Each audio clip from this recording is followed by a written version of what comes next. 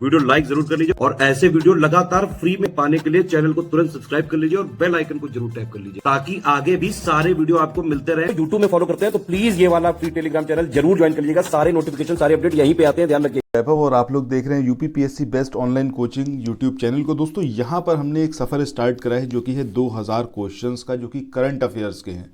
इतना इम्पॉर्टेंट है कि आपके आने वाले हर एक एग्ज़ाम में आपको क्वेश्चंस यहाँ से देखने को मिलेंगे। ठीक है, सो अगर अभी तक आपने इस सफ़र में हमारे साथ ज्वाइन नहीं करा है तो तुरंत हमसे जुड़िए और इस पूरे सीरीज़ को जो 2000 क्वेश्चंस का है इसको कंप्लीट देखिए। वीडियो में आगे बढ़े इससे पहले कुछ एक इम्पॉर्टेंट नाम है यहाँ पर, जिन लोगों को मैंने बोला था कि भाई आप लोग जो है यहाँ पर आंसर्स किया करिए जो भी क्वेश्चंस मैं आपसे वीडियो में पूछता हूँ। तो यहाँ पर एक शिवांगी दुबे हैं, ये काफ़ी अच्छा रिस्पांस करते हैं, ये ऑलमोस्ट हर क्वेश्चन का यहाँ पर आंसर करते हैं। इसी तरीके से निकिता पटेल की बात करें, ये भी बहुत अच्छा काम कर रही हैं, ये भी हर एक क्वेश्चन का आंसर यहाँ पर करने की कोशिश करते हैं।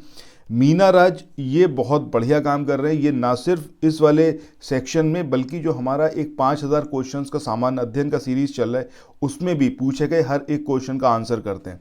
देखिए, दो चीज़ें करना आप लोगों के लिए बेहद ज़रूरी है। पहला ये कि वीडियो को कंप्लीट देखिए।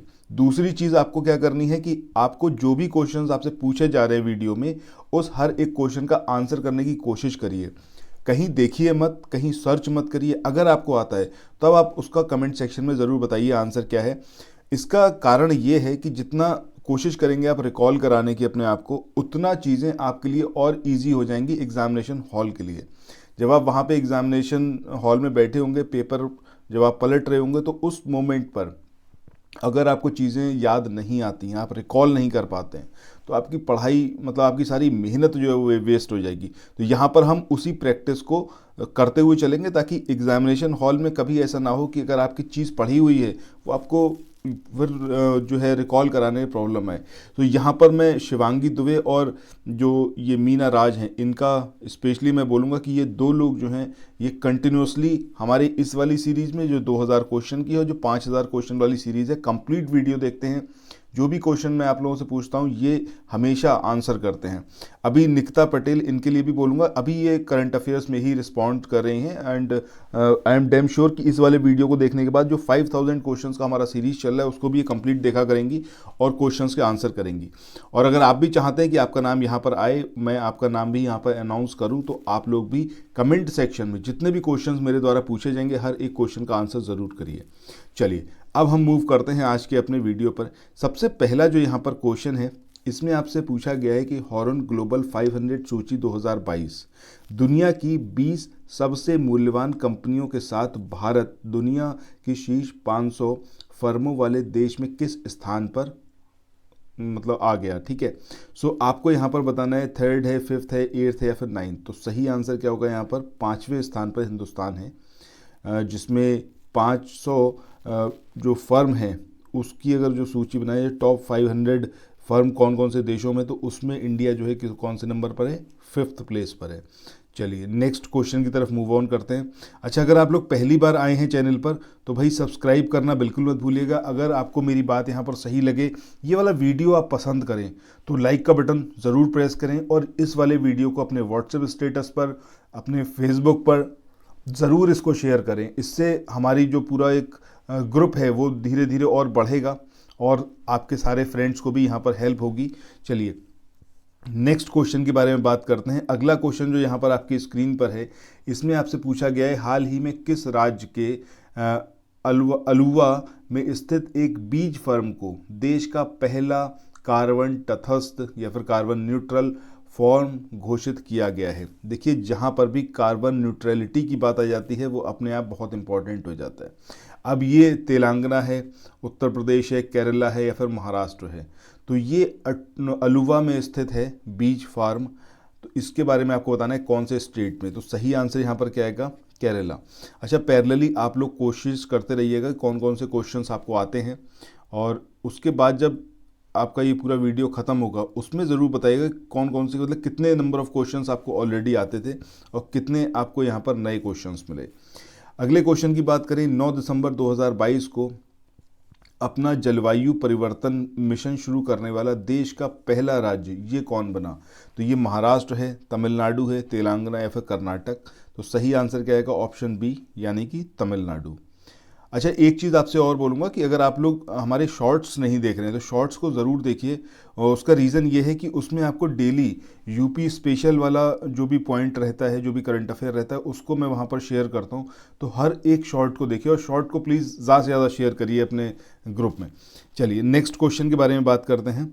अगला क्वेश्चन यहाँ पर है, हाल ही में जापान ने 2035 तक नेक्स्ट जनरेशन फाइटर एयरक्राफ्ट विकसित करने के लिए किस देश के साथ समझौता किया है?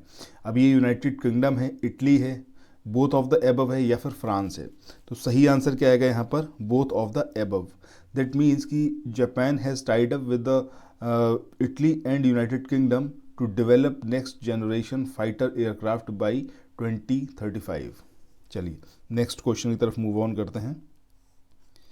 अगले क्वेश्चन की बात करें, यहाँ पर अगला क्वेश्चन आपकी स्क्रीन पर जो दिया हुआ है, इसमें पूछा गया है कि हाल ही में भारत का पहला प्राइवेट मार्केट इंडेक्स किसके द्वारा लॉन्च किया गया? देखिए, जहाँ कहीं भी ये चीज़ आ जाती है ना कि फर्स्ट टाइम कुछ हो रहा है तो वो अपने आप इम्पॉर्टेंट हो जाता है।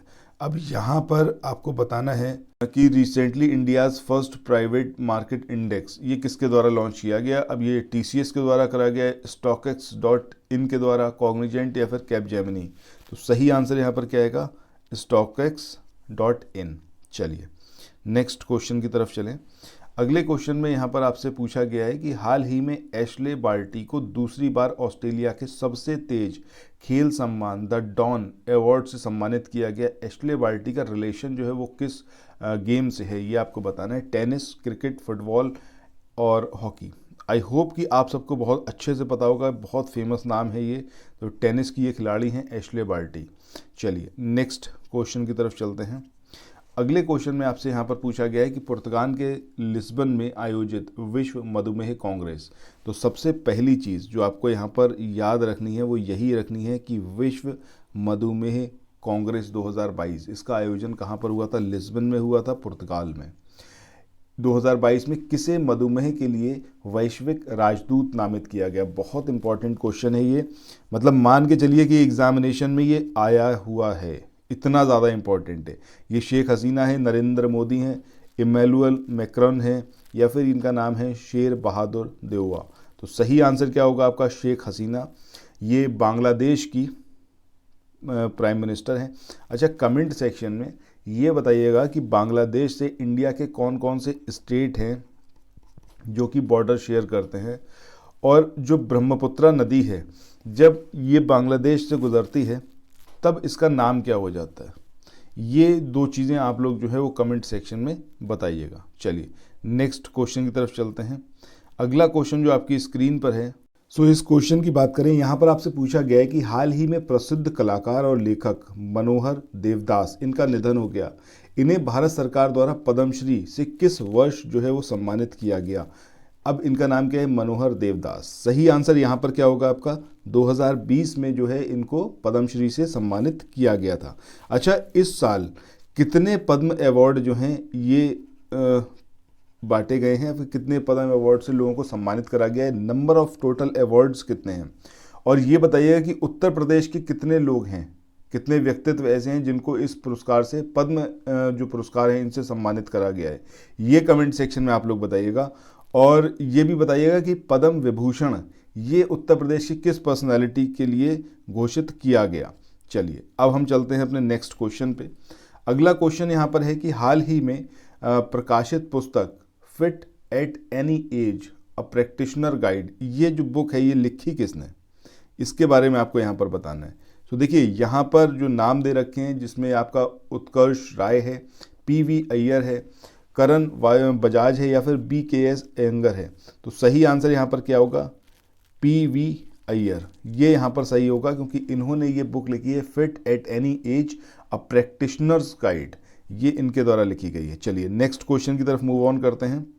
क्वेश्चन नंबर 170 पर आप आ चुके हैं। क्वेश्चन है यहाँ पर कि फीफा कप विश्व कप में के सेमीफाइनल में पहुंचने वाला पहला अफ्रीकी देश कौन बना? अब ये मोरक्को है, टूनीशिया है, या फिर ये मोनाको है, या फिर ये नाइजीरिया है? तो सही आंसर क्या होगा आपका?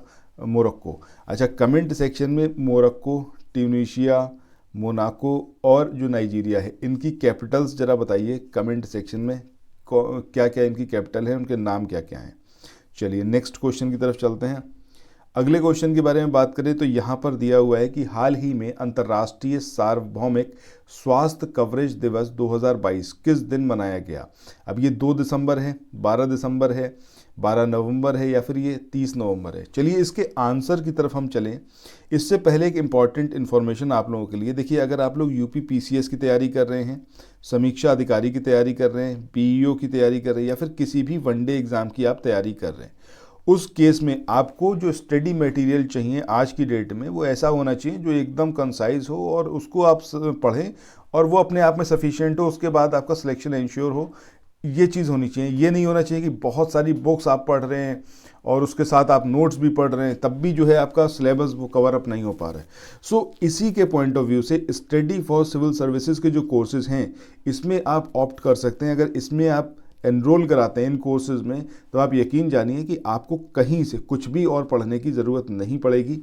इतना भर सफिशिएंट होगा कि आपके एग्ज़ाम में 95% क्वेश्चंस आप सॉल्व कर पाएंगे with the help of study for civil services material.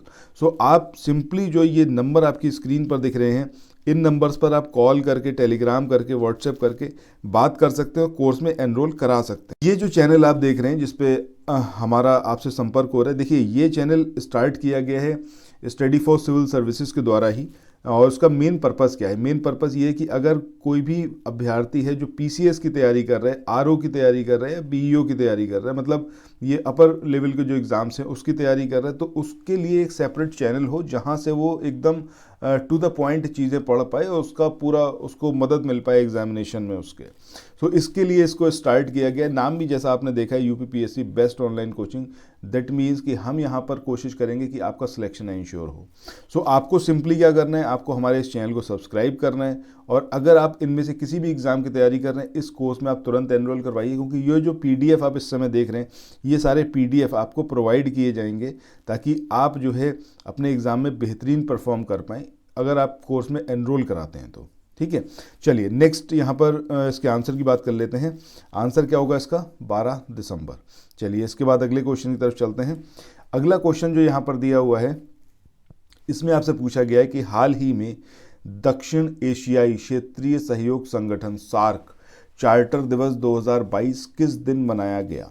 अब ये 1 दिसंबर, 8 दिसंबर, 5 दिसंबर, 11 दिसंबर। तो सही आंसर क्या आएगा यहाँ पर? 8 दिसंबर। अच्छा, कमेंट सेक्शन में ये बताइएगा कि सार्क में कौन कौन सी कंट्रीज़ जो हैं, कौन कौन से देश जो हैं वो शामिल हैं, ये ज़रा कमेंट सेक्शन में बताइए। और इसका जो मुख्यालय है वो कहाँ पर है, ये 2 चीज़ें आपको बतानी है। चलिए नेक्स्ट क्वेश्चन के बारे में बात करते हैं। अगला क्वेश्चन यहाँ पर दिया हुआ है कि दिसंबर 2022 में जम्मू कश्मीर और लद्दाख उच्च न्यायालय का कार्यवाहक मुख्य न्यायाधीश जो है वो किसको नियुक्त किया गया। अब ये न्यायमूर्ति दीपांकर दत्ता हैं, न्यायमूर्ति ताशी रवस्तान हैं, ये न्यायमूर्ति सूर्यकांत हैं या फिर न्यायमूर्ति इंदु मल्होत्रा हैं। तो सही आंसर क्या होगा? न्यायमूर्ति ताशी रवस्तान, ये इनका नाम है, ज़रूर याद रखिएगा, इट्स वेरी इंपॉर्टेंट। चलिए नेक्स्ट क्वेश्चन की तरफ मूव ऑन करते हैं। 174 नंबर के क्वेश्चन पर हैं। यहाँ पर आपसे पूछा गया है कि हाल ही में जारी WHO की एक रिपोर्ट में 5 से 14 वर्ष की आयु के बच्चों में मृत्यु का दूसरा प्रमुख कारण किसे माना गया है। अब ये रोड ट्रैफिक इंजरीज़ हैं, कोविड-19 है, नेचुरल कैलेमिटी है या फिर ड्रग एब्यूज़ है। तो सही आंसर यहाँ पर क्या होगा आपका?